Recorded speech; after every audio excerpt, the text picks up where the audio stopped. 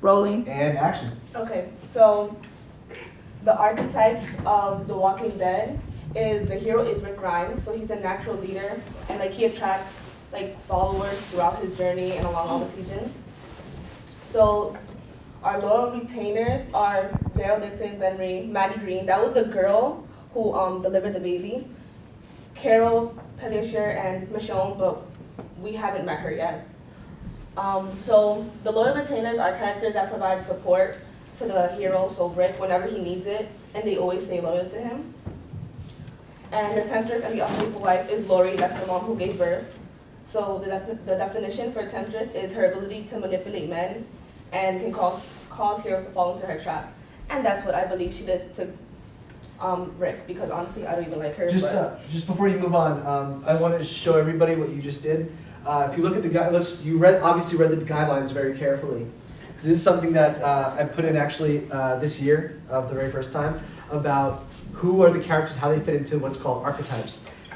So my question for you, did you Google this on your own, or did you learn about archetypes in other parts of your schooling? I think like we went over like briefly in freshman year, Cool.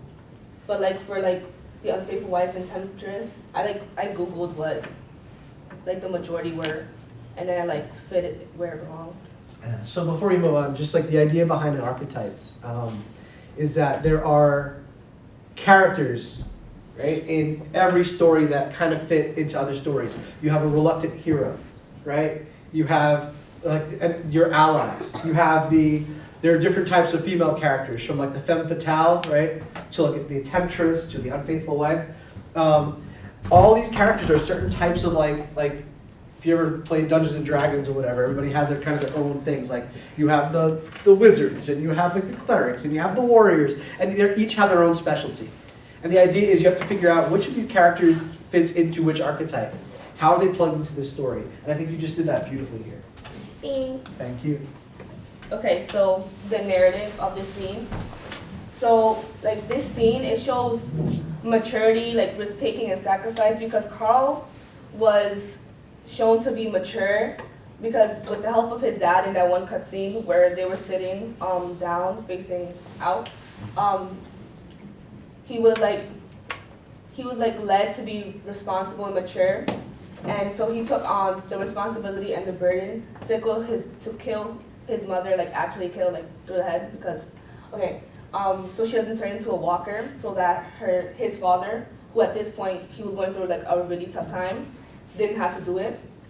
And Maggie learned to take risks in this scene because she was required to deliver a baby by C-section, and she's never done that before, so it was a whole gamble at this point. And everyone like sacrificed in the scene and had to do something to gain something. So Lori sacrificed her life in order to save the life of her baby. Carl sacrificed his childhood in the process of killing his mom, and Maggie sacrificed her weakness as she became a stronger character with more resolve as a result of delivering the baby. Okay, cinematography. So throughout the scene, a lot of like different shots and angles were used to express like different emotions. So while focusing on Lori, a lot of the time a high angle is used. So it's like used to show how her helplessness and how vulnerable she is in her situation. And the lighting like adds to the overall mood and emotions of the scene, but also like of the show in general, because they're in a prison at the time, so there's not really a lot of light because the power isn't on, obviously.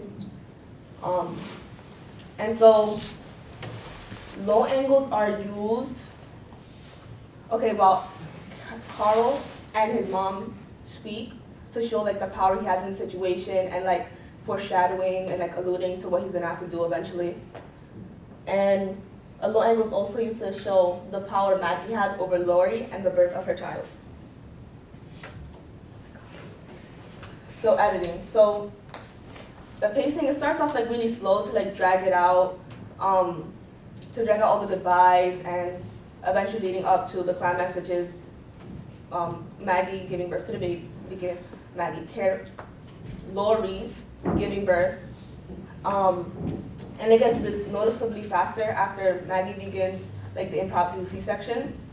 And it started like to make the scene like it builds anticipation and anxiousness, and it makes it more exciting. Okay, that is all. Questions? Any questions? Yeah. Any questions at all? Yeah, Bianca. Can you like go back to the archetypes aside? Archetypes, yeah. So like I really liked how she like colored them Me too. because how she put like the hero because yellow means courage, loyalty, blue means loyalty and intelligence, and how red means like temptation. So I really like that you did that. I think that was very creative. That in a way that instead of putting it in a separate slide, you put them all together. Yeah. It's very evident that you had a lot of thoughts about the scene. You would now analyze it really well because instead of like, while you did like separate your slides by editing, you couldn't talk about one without talking about the other factors, cinematography, characterization, and you really just, I think, did a great job of showing how everything flowed together.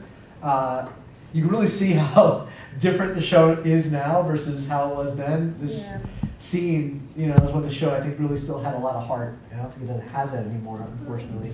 I don't like But, it. But thank you so much. It was wonderful. Thanks. All right.